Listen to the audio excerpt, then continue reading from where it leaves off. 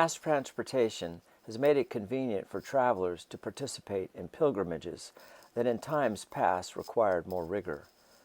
The camaraderie of pain, a sharing in suffering, recedes, and the press of timetables, appointments at holy sites, become a new experience for pilgrims. Scenes such as this, fellowship of refreshment, of encouraging one another with spiritual sustenance, is eclipsed by exiting and reboarding the tour bus multiple times each day, distancing pilgrims from the ordeal. Instead of hours walking in the midst of the countryside, encountering the various constituents therein, pilgrims peer out of their bus windows at landscape, becoming aesthetic connoisseurs, aloof in their coach seats. When they exit the bus and enter the sacred precinct, there is no time of preparation. The timetable exigency rushes them to see, take pictures, quickly marvel, and return to the bus.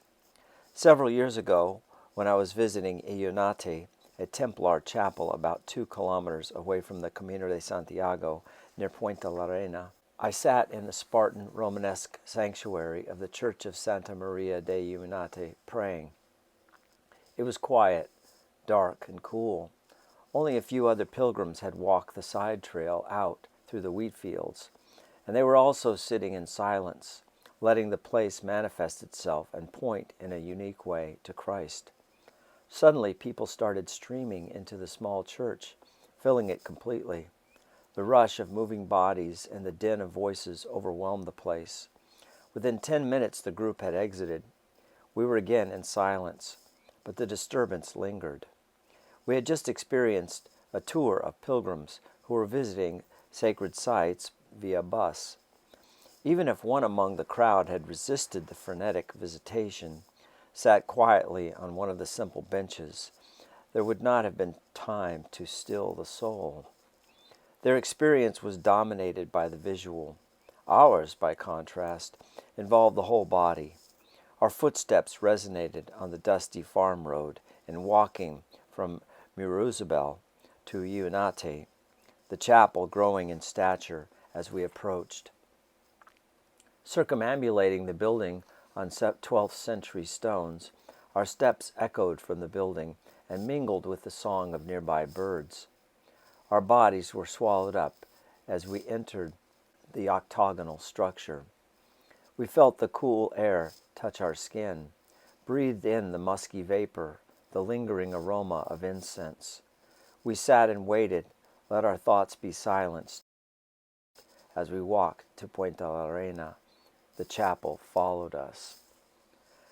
I recognize that not all persons are capable of walking pilgrimage. For them, the bus can be a true blessing. In addition to airlines dropping pilgrims off near sacred sites, buses facilitate visiting such places. Pilgrims no longer need walk great distances, and in many cases walking has been reduced to just a few steps. Pilgrims exit their transport in a car park on the very site of a sacred shrine, traverse the few dozen meters across pavement, and venerate the holy place. But unless the proprietors of these pilgrimages tours prepare their participants for the sacred journey in brief, visiting holy sites is no different than a vacation, a veneration of the god of electronic capitalism at a theme park. Along many of the bus routes in Israel, merchants sell souvenirs, credentialing pilgrims with proof of visiting the sacred shrine. A proliferation of pilgrimage tours happens in Israel, where a diversity of sacred sites entwine themselves in the landscape and urban centers. I have participated in 3 bus touring pilgrimages in the Holy Land in 2015, 16, and 17. During a 2-week period, we toured Galilee, the Jordan River Valley, the Dead Sea region, and Jerusalem, visiting multiple shrines and sites daily. Each of the guides on these trips were excellent. My first trip was with a group of Americans who had an orientation towards pilgrimage. Ruth, our guide, had come to Israel from Yugoslavia just after World War II. She was a retired archaeologist, a fount of information. But she was catering to the pilgrim tourist, and we stopped at many souvenir shops, several each day of the trip. Though the group participated in many pilgrim activities, our frequent shopping stops each day thrust us into the marketplace economy, a very different space than the liminality of pilgrimages. My second and third trips involved leading college students. One of the student group guides had emigrated to Israel from Louisiana in the early 1960s and lived on a kibbutz. He had been guiding pilgrims for more than 20 years. The final trip's guide was a 70-year-old native of Israel, whose father had been a guide from the time before Israel was a nation. He had been guiding pilgrims and tourists for more than 50 years. I met each of these two guides on the first day of the journey and instructed them that we were not interested in the tourist experience and could do without souvenir shopping. They agreed, and our journey involved much less tourist activities. Though sacred sites of Jerusalem are in relative close proximity, the old city itself covers a small geographic area. Pilgrims take advantage of buses that transport them over those short distances. In addition to pilgrims jostling in the narrow streets of the four quarters of Jerusalem, buses queue along side streets and vie for parking. While these Holy Land tours have become the choice of most pilgrims, there are options for those who desire to amble across the land. The Jesus Trail, stretching from Nazareth to Capernaum, offers a week-long journey that integrates the pilgrim into the land and people of Galilee. While this trail is not an established pilgrimage route, those who walk the trail encounter sacred sites, Roman ruins, Arab villages, the Druze tomb of Nebi Shuaib, and other less venerated shrines. I walked the Jesus Trail in 2018 and 19. My wife, Sarah, and I were the sole pilgrims on the first trip. I served as a guide for 2 American pilgrims on the second trip. The Jesus Trail begins in Nazareth. During the previous 3 trips, our pilgrim groups had bussed, stopping and visiting several sites in Nazareth, including Mount Precipice. Since the southern terminus of the trail was in the middle of the Old District, just up the street from the Basilica of the Annunciation, we stayed for 2 days, spending one night in the Abraham Hostel. We were able to walk the streets at our leisure, linger in the Basilica, even participate in a candlelight vigil after dark. Mount Tabor, site of both Greek Orthodox and Roman Catholic churches of the Transfiguration, is a 12-kilometer walk, too far for such a short trip and no hostel in Debaria at the foot of the mountain. We took the public bus, from Nazareth to Afula, switched buses, and arrived in Debaria, a 35-kilometer route. There is a shuttle at the bottom of the mountain, but the schedule was sporadic, and we still had to retrace our ride on the public bus going back to Nazareth. So, we decided to hike the steep trail, sharing the journey with a group of Arab Christian high school students from Haifa. The wildflowers were in full bloom, and we imagined the disciples of Jesus walking up the mountain. The first full day of walking the Jesus Trail takes pilgrims to Cana and the wedding church. Halfway through the 17-kilometer walk, the trail passes through Zippori National Park, the site of one of the largest Roman cities during the time of Christ. The village of Zippori is the site of St. Anna's home and birthplace of the Virgin Mary. Some scholars believe that Jesus' father, Joseph, was employed in the Roman city and walked from Nazareth each day. The trail then passes through a forest and climbs to an Arab Muslim town, Mash'ad, before a steep descent into Cana. We stayed in a Christian Arab guest house next door to the wedding church. Our meals were taken inside the family home, cooked in the kitchen therein.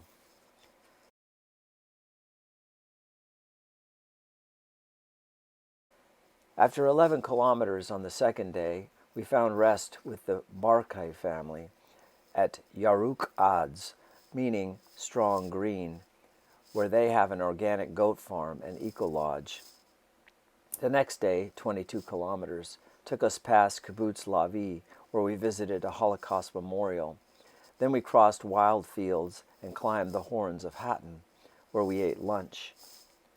There is a tremendous view of the Sea of Galilee on one side and the valley where Saladin defeated the Crusader army on the other. We then descended to the shrine of Nebi Shuib, or Tomb of Jethro. Here we entered the shrine with a couple of German female pilgrims and were given a tour. Our guide was a devout Druze attendant of the tomb who told us the significance of Jethro, their highest prophet and father-in-law of Moses. We were told that Jethro taught Moses. We then walked into the valley of a deep rift between Mount Arbel, a national park, and the site of Galilean resistance to the Roman army, and an Arab Muslim town, Wadi Hammam. The valley is brilliant with wildflowers in the spring. The upper portion of the valley is a vast grove of olive trees, under which flowers bloom in abundance. The lower valley is narrow, and the cliffs of Mount Arbel tower above the trail on the right. We then ascended up to the town of Arbel and passed through an archaeological site of the ancient synagogue there. In Arbel, we stayed with the Konowitz family, Carmel and Benny. Benny is an organic farmer and archaeologist. We chatted for hours and had a tour of his greenhouse. His experience as an archaeologist in this part of Israel meant he had ideas that were very new to me. He disputed the currently acknowledged site of the Sermon on the Mount. He called it a Johnny-come-lately and scorned the church there, saying that the architect was a Mussolini fascist. He theorized that the best possible site for the Sermon on the Mount was just below us on the slopes of Mount Arbel.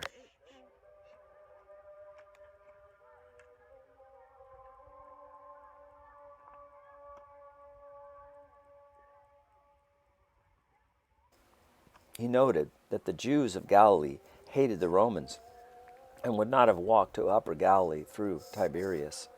Rather, they would have walked up the rift along the stream of Arbel. It was along this route that Jesus addressed the crowd who were in transit. While I had learned much during the bus pilgrimage, encountering persons such as Benny and hearing directly from them through conversation could only have happened in the context of a walk across the countryside. I was not separated from the people of the land while riding in a bus or staying in a nice hotel. The next day, after saying thank you to Carmel and Benny, we entered Arbel National Park and descended the cliffs, a very difficult rock scramble that required 4 legs. There were sections of rebar drilled into the rock face, and we climbed down these ladders. There was no rail, rope, or cable, and we hung on for dear life, dangling hundreds of feet in space above the valley. The Sea of Galilee spread out before us, and because I have been there several times before, I could make out the towns below: Migdal, the Church of Tabka, St. Peter's Primacy, the Mount of Beatitudes, and Capernaum. The last day of the journey takes the pilgrim to Capernaum. From Kere Deshe, pilgrims walk along the sea and visit the sites of Tabka, where Jesus fed the 5,000, St. Peter's Primacy, where Peter met Jesus after the resurrection, and climb up to the Mount of Beatitudes.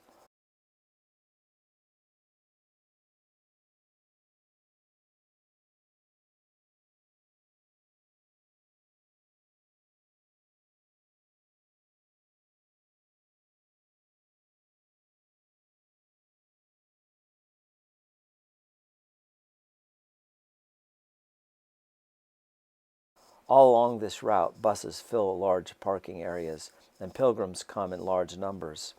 The absolute peace and solitude of the journey is now over, and pilgrims jostle for positions to take pictures.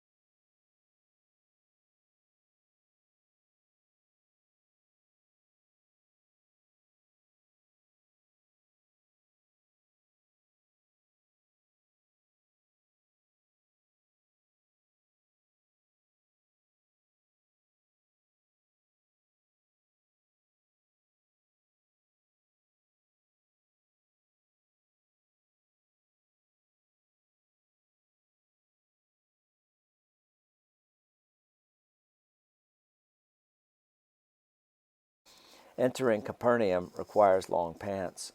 This is not the Camino, where pilgrims may visit holy shrines dressed in hiking clothes.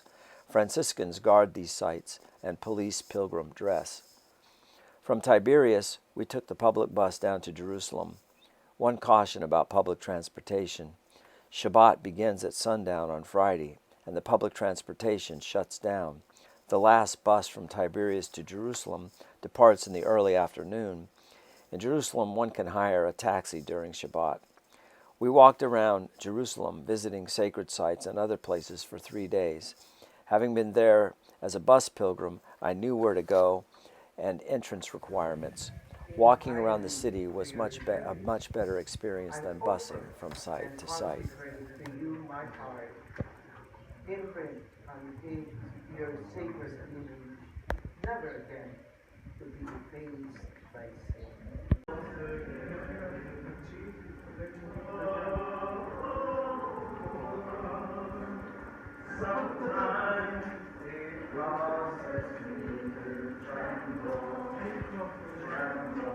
זהו, אין יותר הפרק הפס.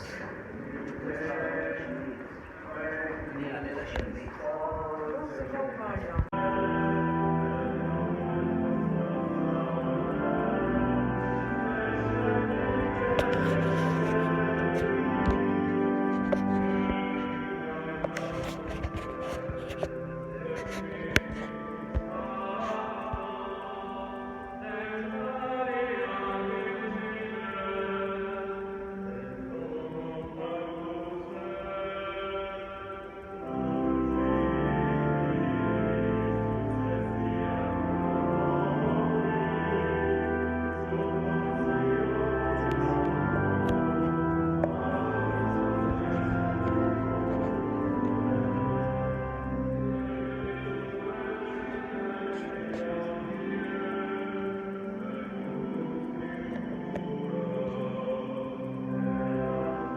Mass transportation has aligned pilgrimage with a marketplace chronology. The rhythm of walking, pacing along the sacred way, must somehow be integrated into the busing experience of pilgrimage if the liminality of the practice is to be maintained.